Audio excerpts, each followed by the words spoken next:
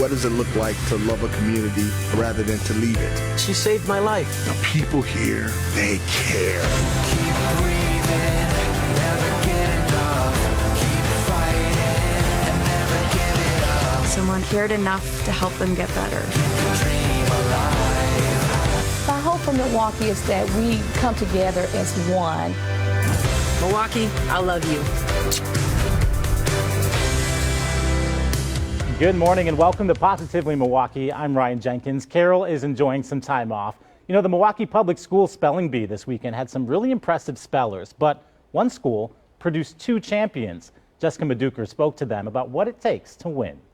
The pressure was on for these elementary spelling stars. F-U-M-E, perfume. That is correct. Competing word by word in Milwaukee Public Schools district-wide spelling bee. Very nerve-wracking, I guess I could say. I worked really hard. Among the many bees, 3rd grader Aiden Polifka and 5th grader Nachi Mo were 2 of the 3 champions, representing Lowell International Elementary. Didn't matter if I won, it didn't matter if I lost. I never really thought I would win. But they didn't do it alone. We did a lot of things like color coding. Ms. Key has been an educator with MPS for 38 years. For her, the spelling bee was more than just an opportunity for a trophy and some bragging rights.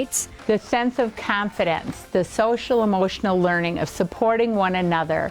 They were giving high fives to each other Saturday morning to kids they didn't know, just walking through the halls, encouraging them. So as a teacher, that's what you want. You know, yeah, I want them to be good readers when they grow up, absolutely. But I want them to be healthy and happy human beings first of all. A true heart to WIN. And this was the first time Milwaukee Public Schools has had a spelling bee in 15 years. District leaders say it was a great way to give something to students for them to be excited about after so much time out of school because of the pandemic. Our local spelling bee might be over, but there's still plenty of excitement to come. The Scripps National Spelling Bee is just over a week away. The preliminaries begin on May 31st with spectacular spellers from all over the country. You'll even see a local speller from Fitchburg. You can watch it all on Ion Plus. If you're thrifty, you've probably heard of a clothing swap. Sarah McGrew explored a very special one designed by a mom who wanted to create a safe space for kids to explore their identities. This clothing swap started because a mom wanted a safe space for her kids and the community to explore their identities. It's really busy and really popular, and I'm loving seeing people leave with garbage bags full of new wardrobes. Becky Cooper owns Bounce Milwaukee, an entertainment space. She's also the mom of a trans son and a non-binary child. When she saw another Wisconsin community hosting a trans clothing swap, she knew she wanted one for the Milwaukee community. And I thought it was such an amazing idea to help people who are discovering their new identity to be able to do so in an inexpensive way, in a safe way, and a supported way. She teamed up with organizations like the Milwaukee LGBT Community Center, Diverse and Resilient, and Forge to collect donations and put on the swap. So often we have to kind of become ourselves in secret, and we have to kind of hide our identities. So to have an event where you can get free affirming items is so important. Those who came out were able to choose from thousands of items, from clothing to shoes, wigs, and bindings. The people don't always feel comfortable putting on or trying out the outfits that are right for them and that are right in their expression. So being able to just have a space where nobody's asking questions, nobody's looking at you funny, people are just happy.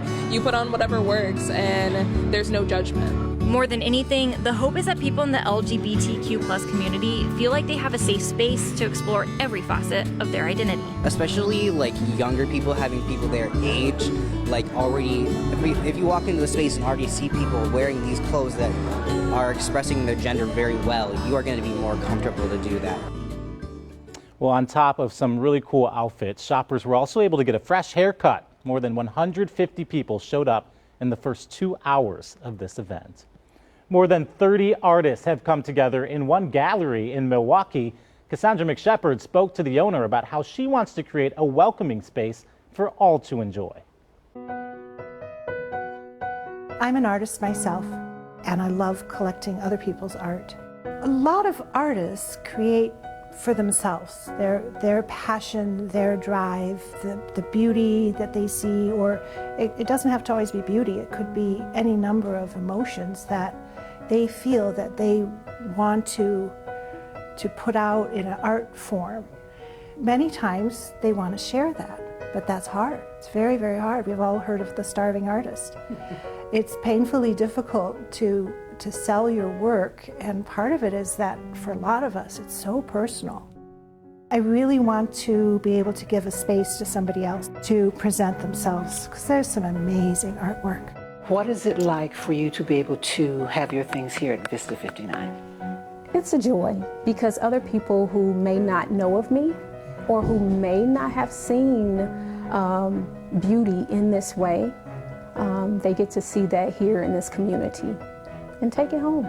It's a beautiful store. I love being here. I love that we have so many people coming in now. What is it like for you as an artist to be able to have an outlet for your things to be seen? Oh, well, I mean, I just love the fact of people coming in, looking and trying it on and saying, oh, I love it.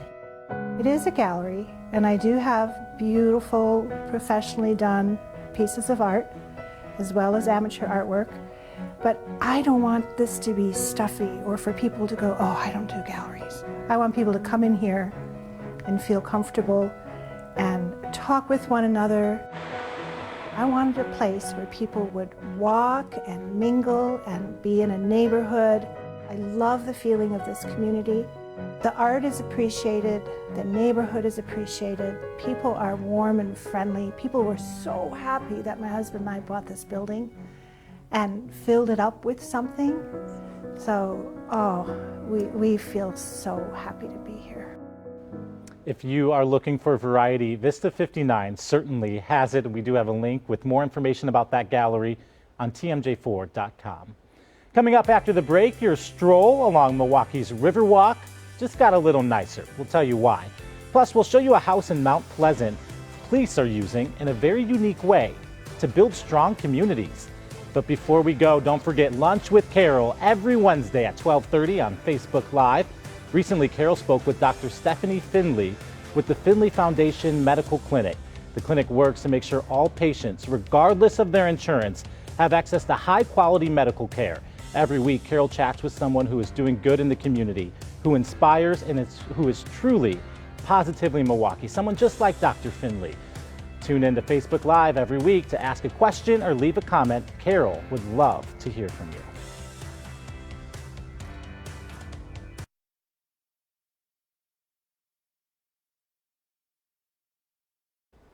There's no better way to learn about a community than to be a part of it. Police officers in Racine and Mount Pleasant take that advice literally. Uba Ali spoke to them about how. Mount Pleasant police officer Rachel Gardenier spends a lot of time with kids. A lot of them are from single family homes and working family homes, so they don't get a lot of the attention that they would get as they do here. Gardenier works at the Mount Pleasant Cop House. COP stands for Community Oriented Policing.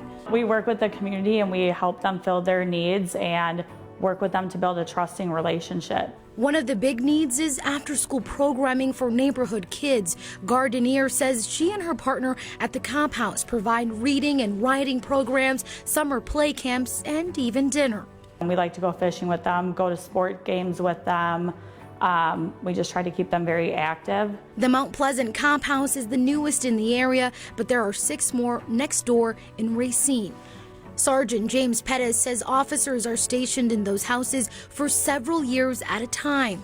You have the opportunity to build positive relationships through positive interaction with kids and with community members. Each house has a slightly different approach, and officers don't just work with kids. Sergeant Pettis says COP house officers have helped settle long-standing disputes between neighbors and have assisted people dealing with landlord complaints. Community partners like Orchestrating Good have provided the house with free food, pantries, and back-to-school haircut events. Pettis says community police work like this has powerful results. Impactful, long-standing. This is not a temporary solution to crime reduction and quality of life improvement. This is a sustainable, long-term solution for us here.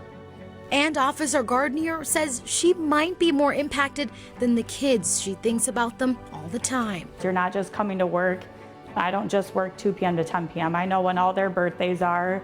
I know when their soccer games are, their basketball games, their football games, and even if I'm not working, I'm going to be there to support them because that's my relationship with them. Because at the end of the day, this is what serving the community is all about. This is, everything I got into being a police officer for. And those officers say the houses help reduce crime, but more importantly, they help create stronger, tighter communities. And they've made their playbook available online for other cities and towns who feel they might want to benefit from this type of community police work as well. Of course, we love stories of strong communities coming together to help each other out. Julia Fellow visited a very unique neighborhood that's bonding over their shared love of farming. There you go. 4 mamas, 4 that are pregnant right now. This may look like a rural beef farm, but it is Kurt Wiebelhaus's backyard. We couldn't have dreamed it as well as it is. 10 beautiful homes sit on 40 acres of land in Mukwonago. All the homeowners bought in on the same idea of an agrihood. If you've never heard of this before, just think of the words agriculture and neighborhood put together. Cows are not the only neighbors that they share this space with. So are the bees and chickens. I have 8, so 20. You can cross that out, make it 20. Everybody's followed through, and it's working. Yes. You want to hand me a couple? Cassie Ziller moved here from Waukesha County with her son and husband. I love taking food from seed all the way through harvest and getting to show my son that process and that growth and helping him understand where food comes from. Angie Paluchek had never been near a chicken before moving here from Oak Creek. Oh, you got more in there? She is so happy her children will grow up here. Having our kids to be able to grow up and learning where all of that comes from is pretty incredible. The piece that really is like the cherry on top that's been beautiful is the neighbors, how much of a family we are together. An idea that the Wiebelhauses discovered in a magazine article that bloomed into this as they await a 3rd season of new fruits and vegetables that will soon begin to sprout. I love that. And homegrown food, it tastes the best as well, doesn't it? Maybe we'll see some more agrihoods in our area in the future. Well, those families in Mukwonago are not the only ones learning about the power of farming.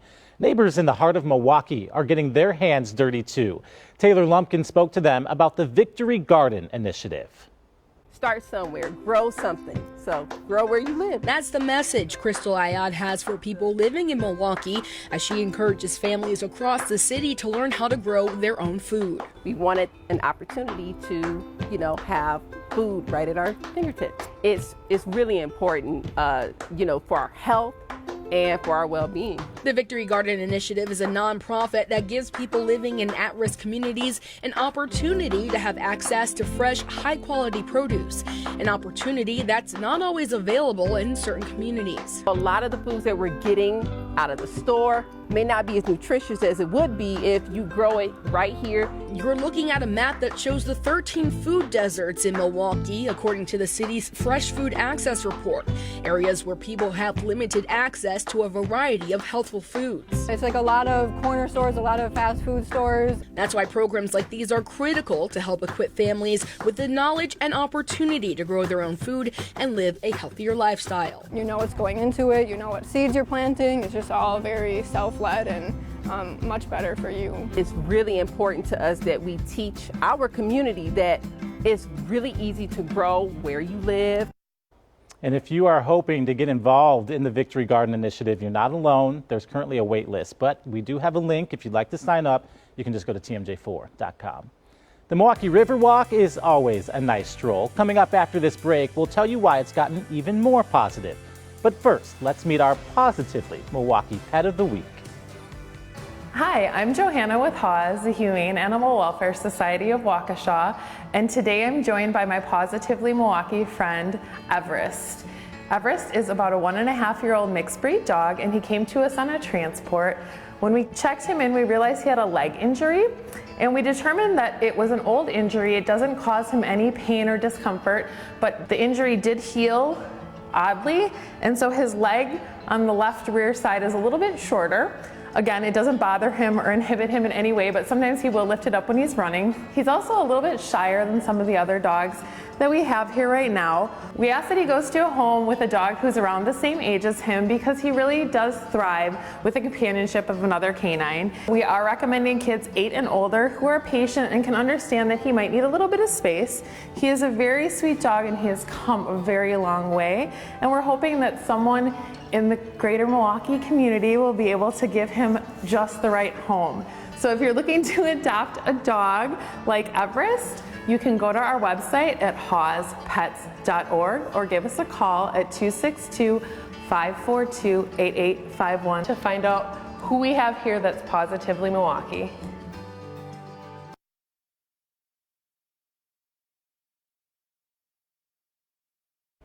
With all of the sunshine and warm weather we've had lately, there's no better time to take a walk along Milwaukee's Riverwalk. James Groh shows us why that stroll might be even more positive than usual. So there's something pretty cool hidden along Milwaukee's Riverwalk. There are messages of positivity and kindness sprinkled along the Riverwalk that look something like this.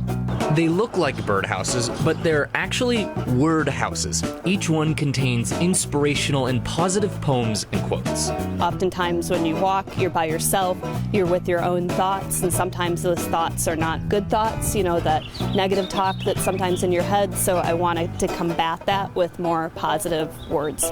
Jill Capecchioni started building these in November 2020.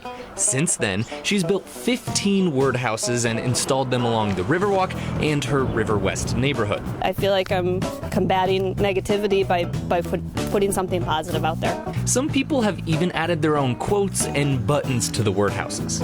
Capecchioni also began offering free start your own garden kits during the beginning of the pandemic.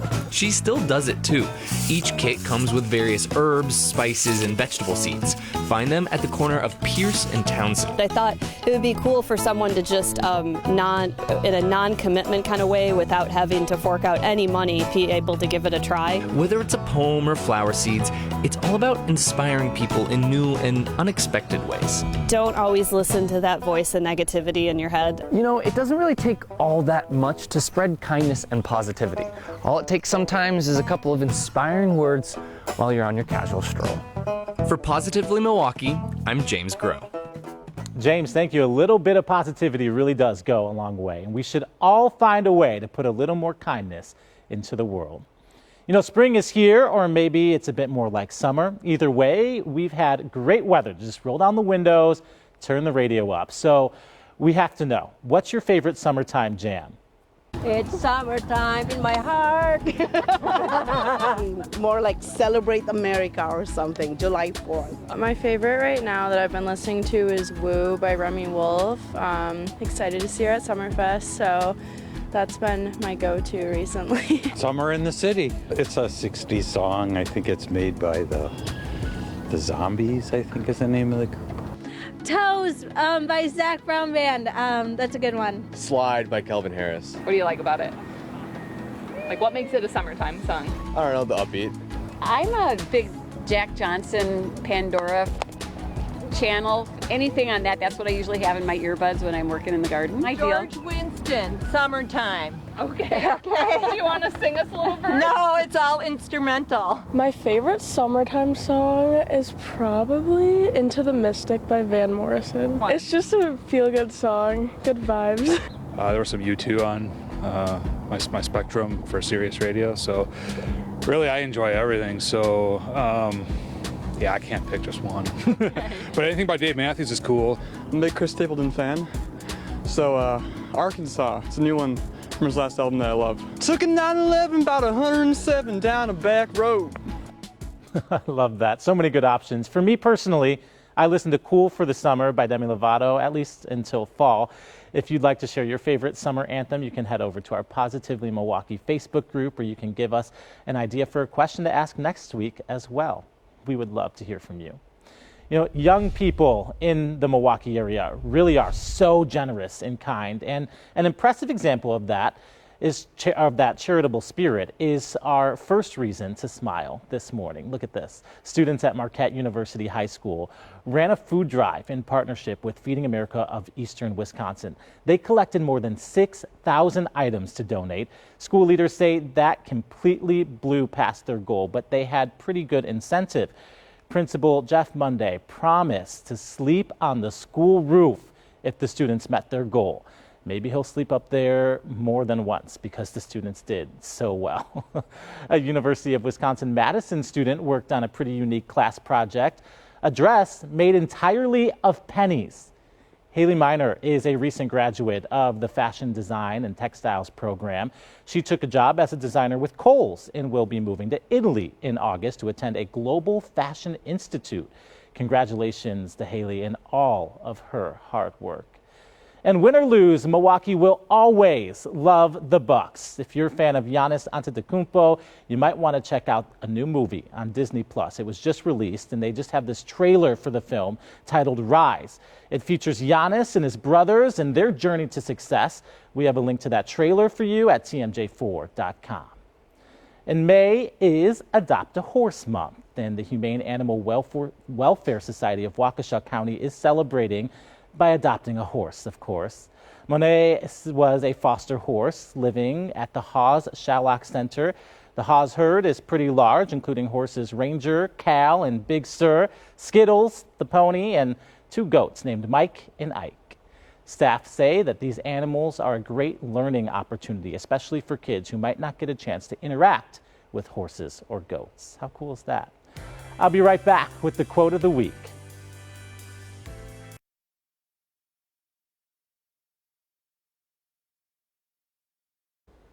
Unless someone like you cares a whole awful lot, nothing is going to get better. It's not.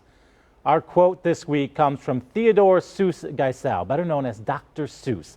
Dr. Seuss is known for his children's books and talking about social issues in ways kids could understand.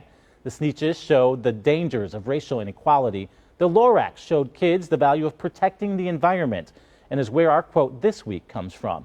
It holds true for adults too. If you want to see your community change for the better, it's time to get to work. We all have to come together for positive change. And I hope you can remember that as you get ready for your week. And as always, stay positively Milwaukee.